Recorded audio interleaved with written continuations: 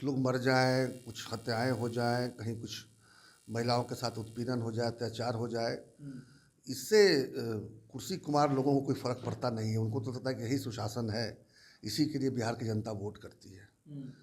और जंगल राज शब्द का मैं इस्तेमाल इसलिए नहीं करूँगा कि जब भी राष्ट्रीय जनता दल आएगी शासन में तो वही राज देखने को मिलेगा। उसको अब जंगल राज कहिए, राष्ट्रीय जनता दल का राज कहिए, या नीतीश जी का सुशासन भी उसको आप कह सकते हैं। नमस्कार, आप लाइव सिटीज देख रहे हैं और आपके साथ मैं हूं वसीम खान। बिहार में लगातार आपराधिक घटनाएं बढ़ती जा रही है। खासतौर पर बात करें राजधानी पटना की तो अपराधियों का मनोबल हाई दिख रहा है।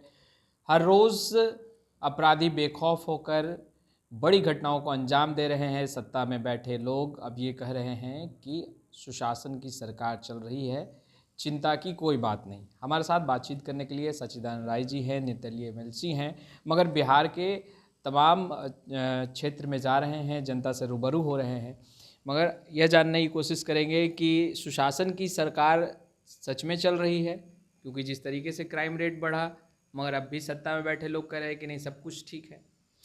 हाँ, इनके लिए तो ठीक ही है। कुछ लोग मर जाएं, कुछ हत्याएं हो जाएं, कहीं कुछ महिलाओं के साथ उत्पीड़न हो जाए, अत्याचार हो जाए, इससे कुर्सी कुमार लोगों को कोई फ़र्क पड़ता नहीं है। उनको तो लगता है कि यही सुशासन है, इसी के लिए बिहार की जनता वोट करती है। और जंगल राज शब्द का मैं इस्तेमाल इसलिए नहीं करूँगा कि जब भी राष्ट्रीय जनता दल आएगी शासन में तो वही राज देखने को मिलेगा। उसको अब जंगल राज कहिए, राष्ट्रीय जनता दल का राज कहिए, या नीतीश जी का सुशासन भी उसको आप कह सकते हैं। लेकिन बिहार की जनता तो बहुत तकलीफ में है। 2005 से पहले वाली तस्वीरें क्या एक बार फिर से रिपीट हो रही है? देखिए, 2005 से पहले वाली बात मैं नहीं कहूँगा, क्योंकि 2005 से पहले मैं बहुत ज़्यादा बिहार में एक्टिव भी नहीं था। अखबारों के माध्यम से ही, आप लोगों के माध्यम से ही हमें पता चलता था। लेकिन ये ज़रूर था कि बड़ा ही एक खौफ का माहौल था और आपराधिक गतिविधियाँ बहुत ज़्यादा होती थी। उस तुलना में शायद अभी तक वहाँ तक नहीं पहुँचा है, लेकिन बड़ी तेज़ी से उसी दिशा में बढ़ भी रहा है, क्योंकि कोई रोक टोक तो है नहीं। उसे उसमें भी था कि अपराधी अपराध करते थे, पकड़े जाते थे, बेल पर चले आते थे, फिर अपराध करते थे, फिर बेल पा जाते थे, ट्रायल तो होता नहीं था। आज भी लगभग वही हाल है। अच्छा, ऊपर से क्या क्या थानों को लगा दिया गया है बालू और दारू के कारोबार में, तो थाना तो एफआईआर तक करने को तैयार नहीं है। तो अब तो बेल की भी आवश्यकता नहीं पड़ती है। क्राइम कीजिए और फिर दूसरा क्राइम की तैयारी कर लीजिए। कहाँ कोई देख रहे हैं, कोई उद्भेदन हो रहा है क्या? 100 में 1-2 हो जाता तो हो जाता, अधिकांश नहीं हो रहा है। अच्छा, अभी तो बिहार का दौरा कर रहे हैं, यूँ कहे कि हर एक जिला में जा रहे हैं। रात में भी जनता के बीच जाना होता होगा, डर लगता है अब रात में?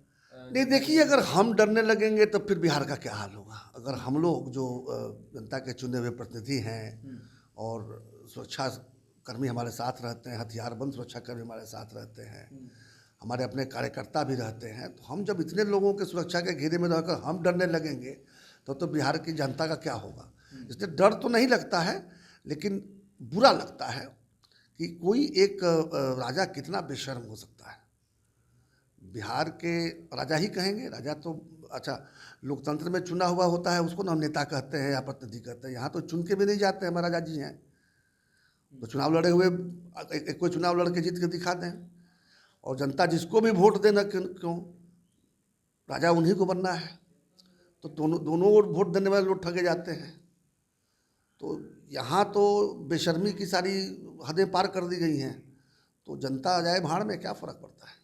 अच्छा, जातीय आधारित जनगणना को लेकर भी सियासत गर्म है बिहार के साथ साथ देश की भी, जहां एक तरफ बीजेपी लगातार ये कह रही है कि हम पहले भी साथ थे, अब भी साथ हैं, वहीं जेडीयू कह रही है कि बीजेपी का दोहरा चेहरा जो है वो एक तरफ षड्यंत्र रच रहे हैं, याचिका दायर करा रहे हैं। जातीय आधारित जनगणना को लेकर के जो सियासत तेज है, उसे सचिन राय कैसे देखते हैं और कितना फ़ायदा इससे होगा? देखिए, एक बात समझ लीजिए, नीतीश कुमार जी को हमेशा एक न एक मुद्दा चाहिए जिससे लोगों को गोलबंद कर सकें।